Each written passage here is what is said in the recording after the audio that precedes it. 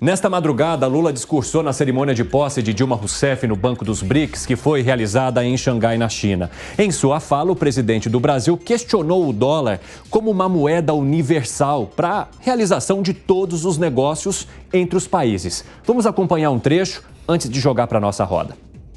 Eu toda noite me pergunto por que todos os países estão obrigados a fazer seu comércio lastreado no dólar.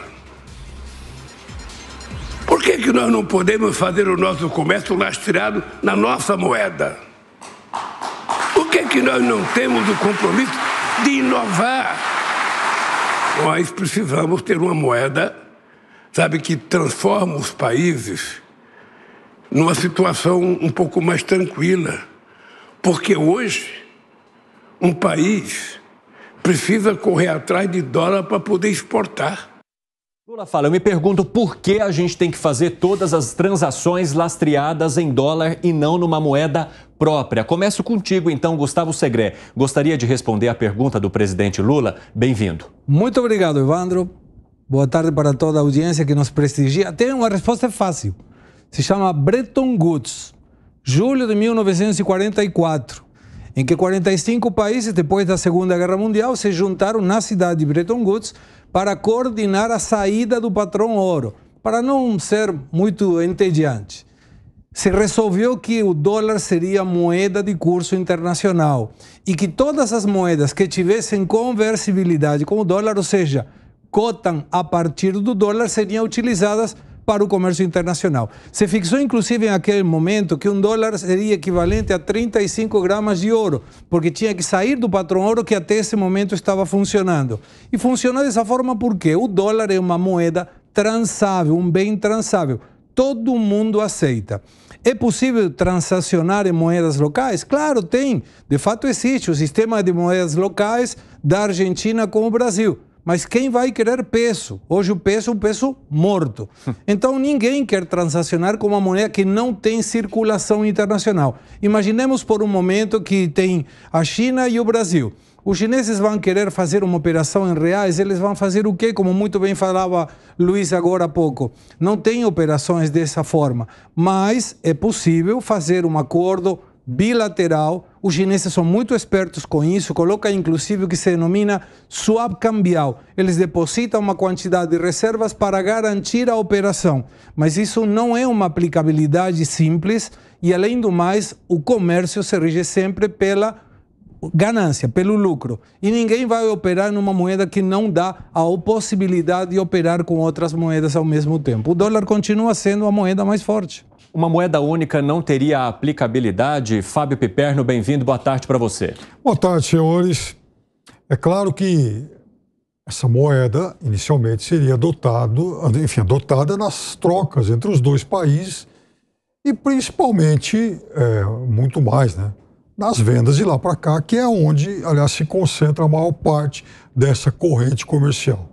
Então, hoje, por exemplo, aliás, estava lendo hoje um especialista do Conselho Empresarial Brasil-China falando exatamente sobre isso e que, por exemplo, não haveria lá um ganho substancial, mas, de qualquer forma,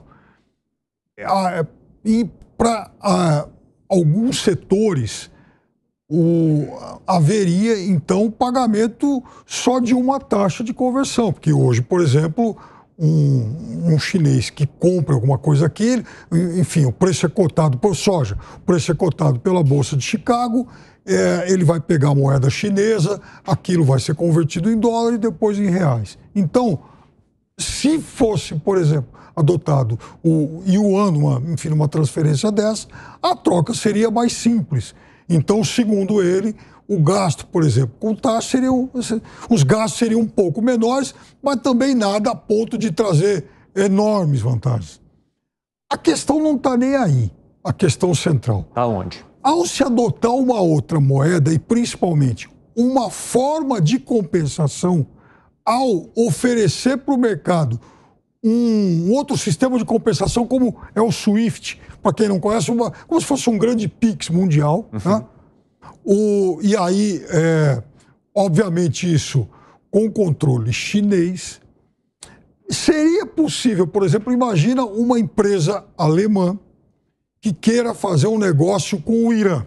O Irã é um país que sofre sanções por parte dos Estados Unidos. Então, essa empresa alemã, ela não conseguiria fazer essa transação.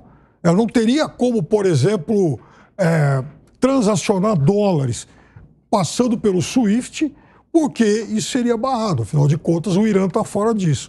Mas esse concorrente chinês proporcionaria esse tipo de possibilidade. Então, é também uma forma de se oferecer aos interessados uma outra alternativa que não esse sistema dólar SWIFT. Aliás, eu já vi uma repercussão hoje que bateu, inclusive, essa situação nos Estados Unidos, que tem essa preocupação exatamente de que as suas sanções comecem a ser enfraquecidas por causa de uma moeda única negociada entre estes países que não seja necessariamente o dólar. Como é que você enxerga isso, Alan Gani? Bem-vindo, boa tarde. Boa tarde novamente aí a nossa audiência. Evandro, é uma situação bastante complexa. Então hoje todo mundo acaba transacionando em dólar. Por quê? Porque os Estados Unidos ainda são a maior força econômica do planeta, tem muita credibilidade. Então, um primeiro ponto é porque os países querem transacionar em dólar. Veio esse papo aí em relação a usar uma outra moeda em função da guerra entre Rússia e Ucrânia. Os Estados Unidos utilizou o dólar como uma arma de guerra para sancionar a Rússia, tirou do SWIFT, que o Piperno mencionou, e aí a Rússia não teve alternativa a não ser receber em yuan e exportar as commodities para a China. Então, primeiro ponto, né? Você tem que ter um fluxo de comércio entre os dois países, um fluxo forte. No caso Brasil e China, há este fluxo de comércio. O Brasil seria um grande exportador de commodities e receberia em yuan. Mas aí tem um problema, você tem uma série de empresas brasileiras, por exemplo, uma empresa exportadora de carne, que atua na pecuária, que tem lá os seus clientes ou fornecedores em outros países também. Você tem lá operações no Canadá, nos Estados Unidos ou na Europa. E aí, como é que você vai fazer? Você vai pagar em yuan? Eles vão querer receber em yuan? Então você vai ter que fazer um outro câmbio, acaba sendo desvantajoso para a empresa também. Então tem a viabilidade de aplicação disso, é muito difícil. E outra, tudo bem, eu não quero ficar sujeito às oscilações de dólar e eventualmente às sanções americanas, né, como uma arma geopolítica, mas aí eu estou trocando 6 por meia dúzia, porque daí eu estou na mão do chinês. E quem garante que o governo chinês também não possa aplicar sanções e congelar lá o SWIFT, esse tipo de coisa? Então eu vejo que é uma questão muito difícil de ser implementada por hora. Piperno fez cara de dúvida, mas eu vou passar para ele depois de Segré, que já tinha levantado a mão. Fala, Segré. Levantei a mão por uma questão. Quando você faz um acordo entre dois países e você tem duas moedas, precisa ter alguma forma de cotar essas moedas a respeito da outra. Então vamos imaginar que a gente faz operações com a moeda chinesa. Qual seria a cotação do real em função disso? Pega 4,93, divide pela quantidade de yuans que vai representar a moeda chinesa e aí você tem a paridade entre o real e a moeda chinesa. O problema é, como muito bem falava Alan, vamos imaginar que em lugar de mandar dólares, trazem moeda chinesa. Eu posso ir na Espanha com moeda chinesa e comprar qualquer coisa? Não. Eu posso ir com dólares, mas preciso ir com euros para ter certeza. Então, a conversibilidade tem que ser de uma moeda que seja aceitada, senão não vai ter resultado nenhum. E vou mais longe. No caso do dólar, é oferta e procura. O dólar, através do banco, o Fed deles, não muda arbitrariamente o valor a respeito de outras moedas, mas China faz isso. Ela pode desvalorizar o yuan e aí você atrapalhou o comércio. Por quê? Porque ele está colocando arbitrariamente um valor artificial na moeda que não deixaria o livre mercado. Esse é o risco. Eu acho, Evandro, que é mais o título, como já foi feito, que fariam as questões da moeda única de novo, Argentina e Brasil, que já existe. É um título que amanhã deixa de ser falado.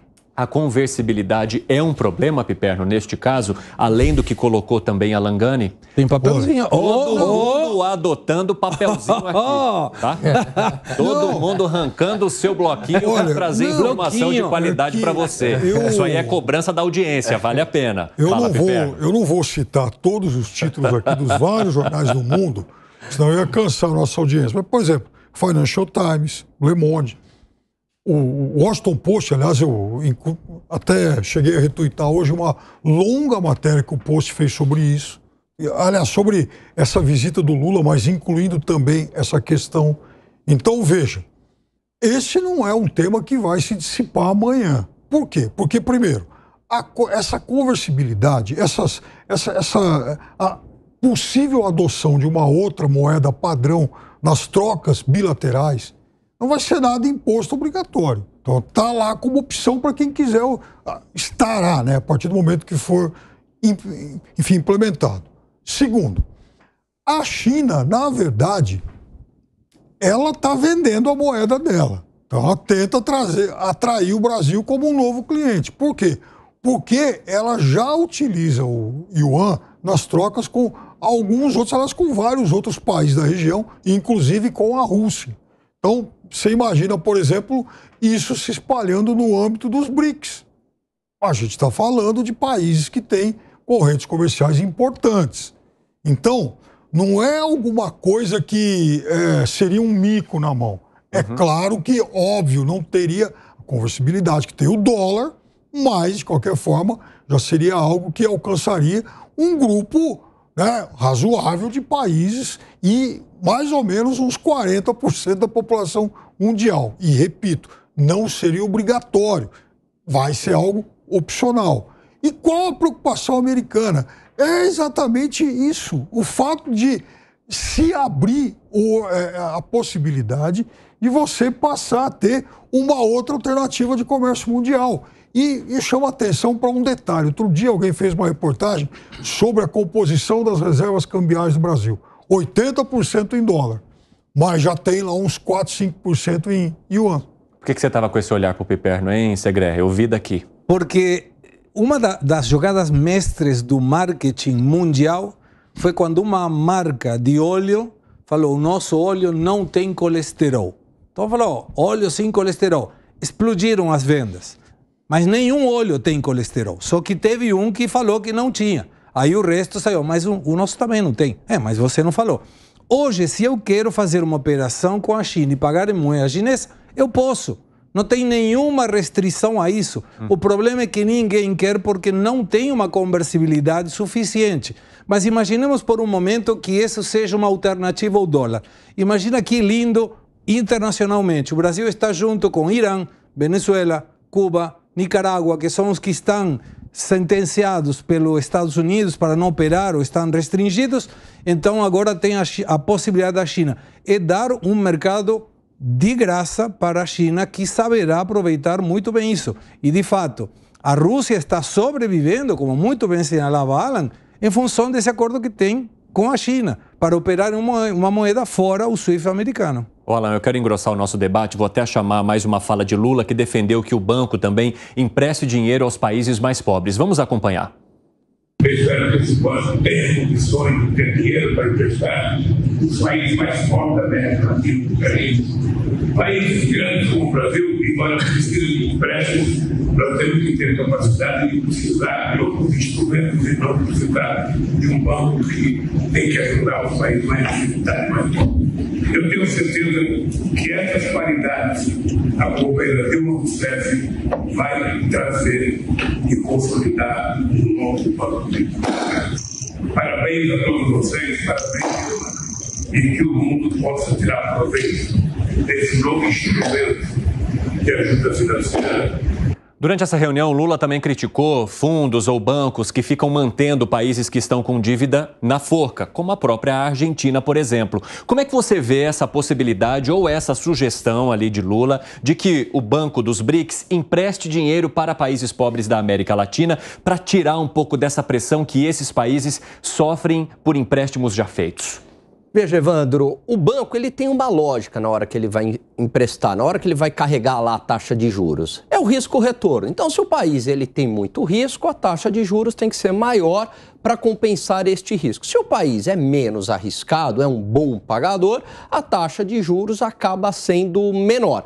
Agora, o Lula, de certa forma, ele utilizou dessa fórmula no passado, não via o Banco dos BRICS, até porque não tinha, mas ele se utilizou com o BNDES. Ele não. O governo do PT, Dilma, né? Na verdade, ele já tinha começado, mas isso se intensificou mais no governo Dilma, aonde o BNDES, com taxas muito convidativas, muito abaixo do mercado, pagas com o nosso dinheiro, com empréstimos para Cuba, para Venezuela, para a Argentina, e muitos destes empréstimos não foram pagos.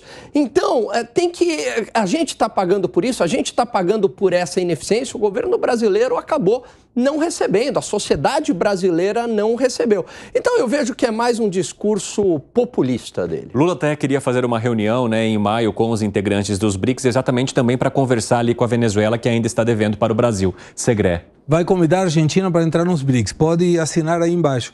Agora, uma coisa que é importante, como são os empréstimos para infraestrutura, investimentos e mais? No mesmo acordo de Bretton Woods, 1944, é que se formulou o Banco Mundial, o Banco Interamericano de Desenvolvimento e o FMI, Fundo Monetário Internacional. Quando o país vai pedir dinheiro no Fundo Monetário Internacional? Quando ninguém no mercado tradicional de capitais empresta, por exatamente o mesmo motivo que indicava o Alan.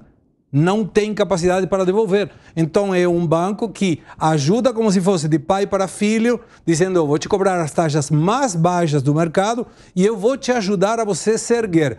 Coloca na contrapartida, eu vou cuidar do que você está fazendo, porque senão corre o risco de não receber. O BRICS, Lula é um gênio. O BRICS já empresta dinheiro para esses países. Só que empresta para a infraestrutura, presta para o Equador, empresta para até o próprio Brasil, mas não é dinheiro para você gastar, gastos, despesas correntes, é dinheiro para investir. Então ele está fazendo, precisamos que o Banco dos BRICS empreste, já faz isso, é o óleo sem colesterol. Piperno, o que Lula propõe para os BRICS é o que o BNDES já fez, como mencionou o Alan Gani? É bem diferente, né? Por quê? Porque, veja, o BNDES, ele é um banco que ele financia exportações brasileiras. Então, a sua empreiteira. Então vamos lá, a Colômbia. A Colômbia tinha lá questões envolvendo o Odebrecht. O Peru, no Peru, vários presidentes foram presos, o Alan Garcia se matou, enfim, todo mundo se envolvia com o Odebrecht. Então vamos lá, o Peru vai fazer o metrô em Lima. Então ele abre lá uma licitação internacional. A Odebrecht chega, eu estou me candidatando a fazer essa obra. Aí ela consegue a obra. E por que ela consegue a obra? Porque ela vai chegar para o governo do Peru e vai falar: olha, eu faço a obra e já estou te trazendo um financiamento do BNDES. Então é diferente, por exemplo, da lógica do Banco dos BRICS. O Banco dos BRICS não há, pelo menos até onde eu saiba, esse tipo de, digamos, transação amarrada aí com esse pacote todo. Agora, o Banco dos BRICS, ele empresta assim, e veja, já tem uma série de outros países associados, porque inclusive o Uruguai já está se envolvendo lá com o Banco dos BRICS, já está tomando financiamento. São muitos países, como o Segré falou. Mas, Piperno, como é que você explica então que Cuba está devendo do BNDES, que a Venezuela está devendo, o Odebrecht está devendo? A explicação é muito fácil e ela vai exatamente a um complemento que eu acabei de falar. Por exemplo, o Peru, então, recebeu esse financiamento e pagou. A obra foi feita e o governo peruano pagou. O governo colombiano pagou e o governo da Venezuela deu um calote de mais de 800 milhões de dólares. Mas aí não era questão de que o BNDES era gentil com a América Latina? Ele ganhava. Não, estava amarrado a obra porque estava amarrado a devolução do dinheiro que foi faturado a mais. Esse era o negócio do BNDES. Está falando em corrupção. Lógico. O BRICS ainda bem que não tem uma Odebrecht aí dando volta, por enquanto, que amarre o empréstimo ao investimento. Mas o BRICS pode e já está dando empréstimos. se não estou enganado, são 60 bilhões de dólares. E como se fornece? A diferença do BNDES, que é o FAT, o Fundo de Amparo ao Trabalhador, que é feito por todos os salários dos industriais do Brasil, aí tem aporte de cada um dos países, do Brasil, da China, da Rússia e da Índia e da África do Sul. Então eles colocam dinheiro e depois distribuem esse dinheiro para aqueles países que precisam. Alan, quer amarrar algo que eu vou jogar o próximo assunto depois? Não, eu só queria saber se a Dilma, que vai ser a presidente dos BRICS, se ela vai receber em yuan ou em dólar, né? Em dólar, né? Claro. Boa.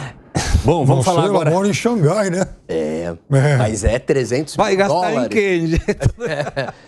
Vai receber em dólar. Xangai tem bastante coisa onde se gastar. Tem, né? Várias atrações.